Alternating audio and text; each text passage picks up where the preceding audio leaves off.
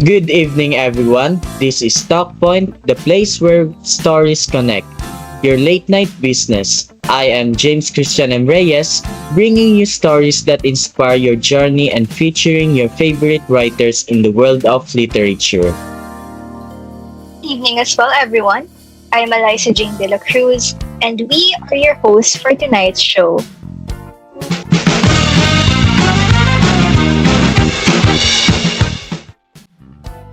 Before we start, I'd like to ask your thoughts, James, on how technology has affected our connection with other people.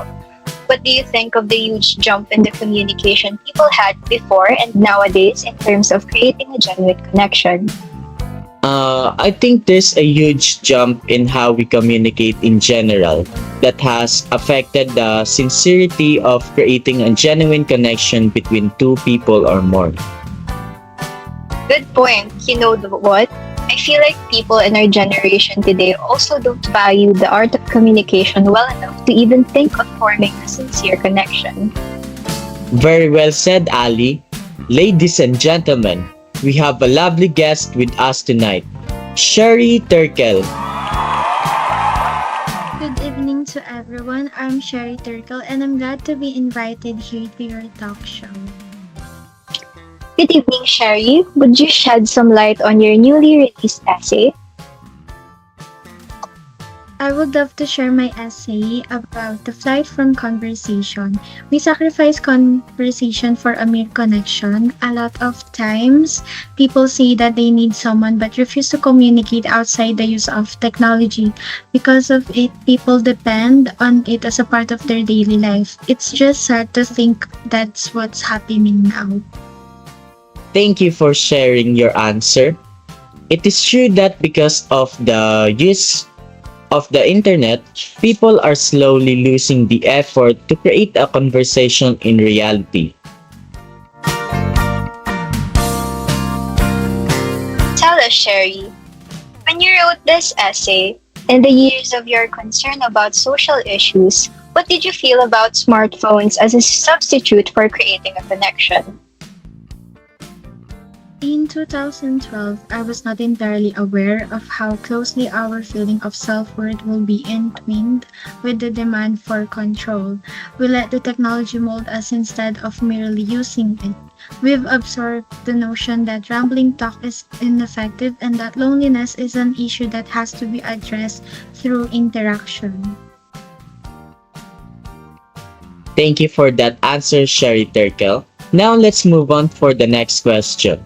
Since they are now adults working in the office, what are your thoughts on how this conversational deficit affects their professional lives, creativity, or team dynamics? You mentioned that younger people were growing up fearing conversation.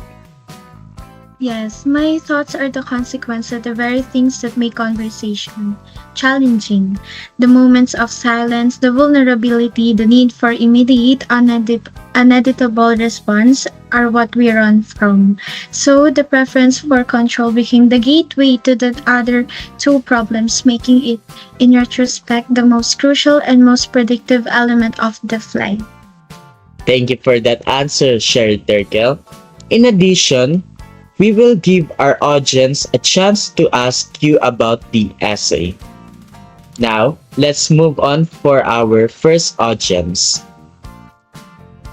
Dr. Turkle, you say you are hopeful about human resilience in spite of your cautions. What indication of a true cultural shift or return to conversation type of thing do you see in the present day, and where is this movement coming from?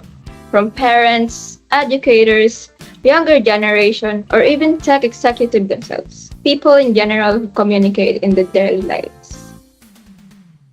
Widespread disillusionment leads to the emergence of resilience. People have carried out the experiment and are dissatisfied with the results. They feel lonely, distracted, and anxious. The majority of the return to conversation is coming from younger generations and parents. individuals are conscious of the cognitive and emotional expenses related to their ongoing relationship. Sometimes, they even forbid their kids from owning cell phones until high school in an effort to restrict their use of technology at home.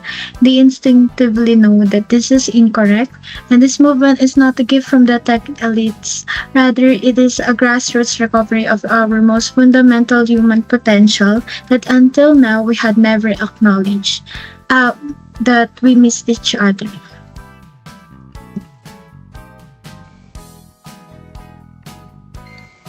Good evening, Dr. Turkle. Do you think that a really healthy conversational life can coexist with the ease and with immense ease of and useful of contemporary technology, or is the relationship just a zero-sum game, which one must always give up something for the other?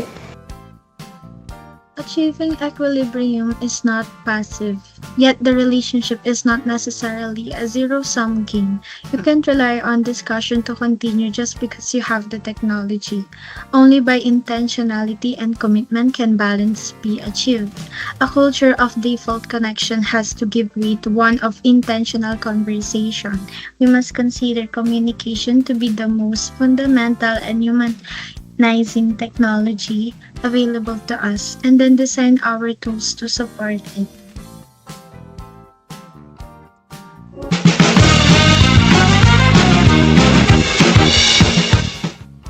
Thank you for answering our questions, Dr. Turkle. We all learned your in-depth perspective about your essay, and the topic refreshes our minds to really understand what is happening with people making connection with other people. I agree with you, Ali. We are grateful for this opportunity. This is your Talk Point, the place where stories connect. This is James Christian and Reyes. And this is Allyssa Jane de la Cruz. Thank you for listening and see you again next time. Goodbye!